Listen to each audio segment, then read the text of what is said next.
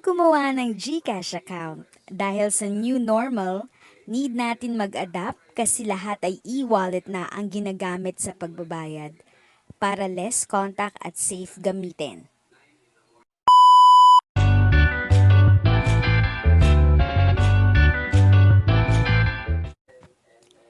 Thank you po sa mga nakasubscribe na at sa hindi pa, please click the subscribe button and i-on mo na rin ang notification bell para updated ka sa next video ko.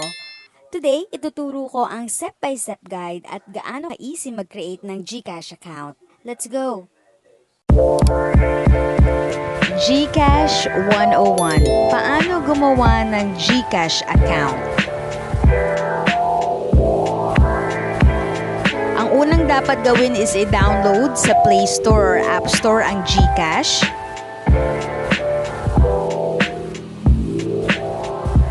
Next is i-open ang app once na-download nyo na.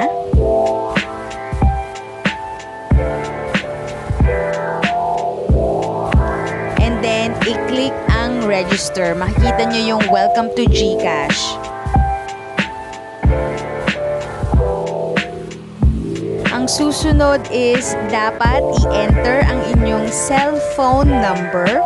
So, pwedeng Globe, Smart, or any carrier.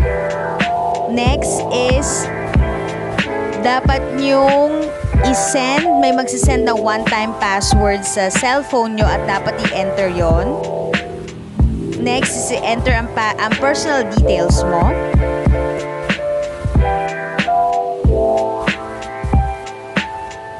Next, set or mag-assign ng 4-digit PIN. Pinaka-importante to, guys. And then yun, makakakuha ka na ng congratulations na message. Completed na at pwede mo na magamit yung Gcash mo.